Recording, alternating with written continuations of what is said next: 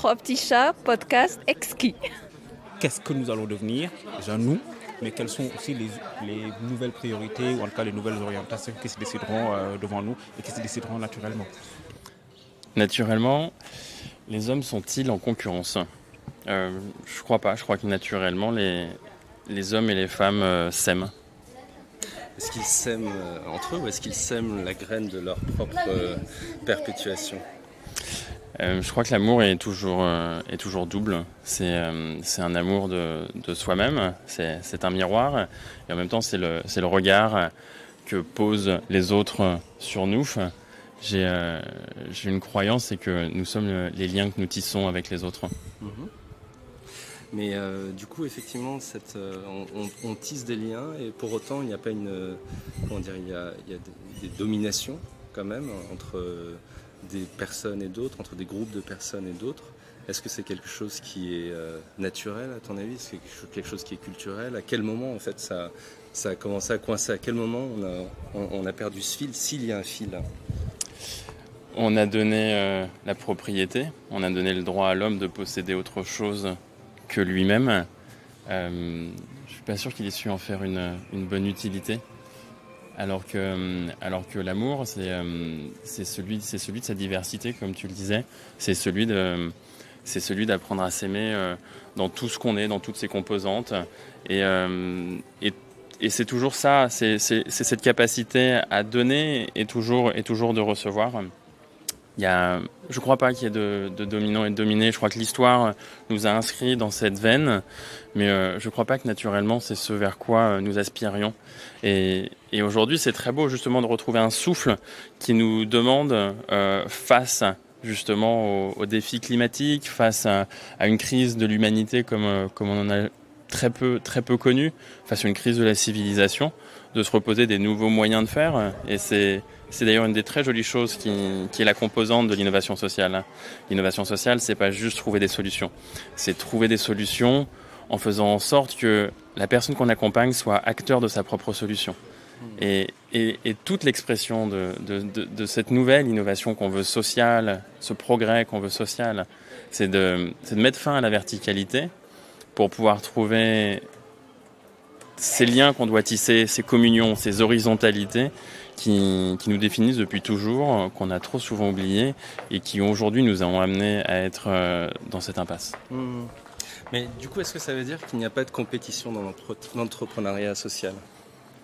Alors, il y a forcément une compétition. En tout cas, tant qu'on ne sera pas sorti de ce système, il y aura toujours une compétition. La compétition, après, je pense qu'elle peut être saine.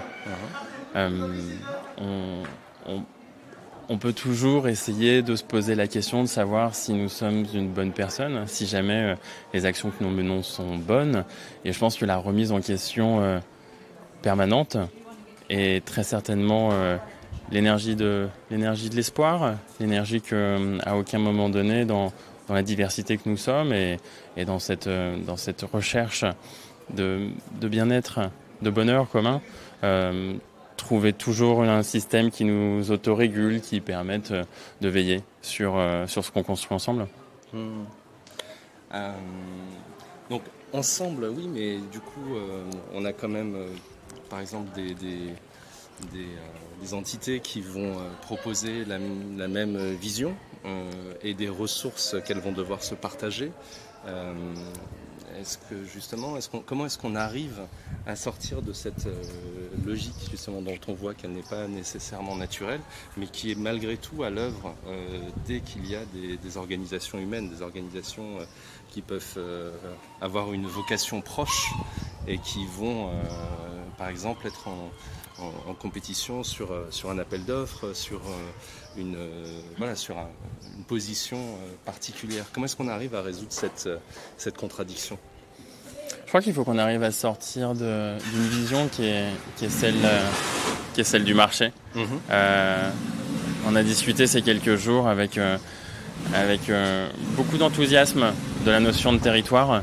Je trouve que cette notion de territoire, elle a quelque chose de très fort qui justement permet de remettre un équilibre des différentes valeurs qu'on est capable de proposer, qui ne sont pas seulement des valeurs économiques et qui replacent justement cette valeur de l'humain, cette valeur du social, cette cette valeur au cœur de ce qu'on est et de l'équilibre qu'on doit trouver dans l'écosystème qu'on compose. Cette compétition, parce qu'on a commencé en parlant d'amour, elle existe dans l'univers amoureux en fait, puisque ça peut arriver qu'il y ait plusieurs prétendants pour une même personne. Il y a un jeu de séduction, il y a un jeu de compétition qui soit naturel ou non. En tout cas, il existe dans la nature quand on a plusieurs prétendants pour un mâle ou une femelle. En général, c'est plutôt une femelle. Est-ce que justement, qu'est-ce que ça nous apprend sur l'amour? Où est-ce que ça nous emmène? Alors je ne sais pas du tout où je suis en train d'aller, mais en termes de, on avait dit qu'il y avait un problème sur la propriété, et malgré tout on a quelque chose de naturel qui nous enserre à la fois dans un amour qu'on va donner de façon exclusive la plupart du temps. En tout cas, c'est ce que la culture nous a... Qui a dit que l'amour devait être exclusif? Non, c'est une question que je me pose. Est-ce qu'il se partage? Est-ce qu'il se multiplie? C'est pas une proposition, mais c'est assez étonnant de voir à quel point on est obligé de toujours vouloir réduire même des termes, des notions, des sentiments. Bon, le mot amour, essayer de vouloir le mettre dans une case, c'est quand même quelque chose de terrifiant. Non, moi, je suis persuadé dans le fond qu'il ne peut pas y avoir un amour qui est exclusif. L'amitié est une forme d'amour, la parentalité est une forme d'amour. Les amours sont multiples et je pense que ceux qui savent s'en saisir ont beaucoup de chance. Après, je pense qu'il faut que chacun sache trouver le chemin qui est celui du bonheur. Mais si on pose la question de l'amour et qu'on enlève la question de la propriété, je ne pense pas qu'on soit propriétaire de quelqu'un, jamais. Absolument, donc ça c'est peut-être déjà un début de réponse sur la notion de propriété et sur l'amour qui se démultiplie plutôt qu'il se divise. Je pense qu'aimer quelqu'un, c'est souhaiter plus que tout le bonheur de cette personne et pouvoir le partager le plus profondément, le plus authentiquement avec cette personne. Malheureusement, l'amour aujourd'hui tel qu'il est, souvent exclusif, et on le voit trop souvent, se solde par des disputes, par des empêchements d'amener l'autre en fait à devenir une personne qu'il souhaite. Et c'est très beau de pouvoir construire des choses ensemble, mais je crois sincèrement qu'on a beaucoup à évoluer encore sur l'amour pour lui donner plus de force. Miaou.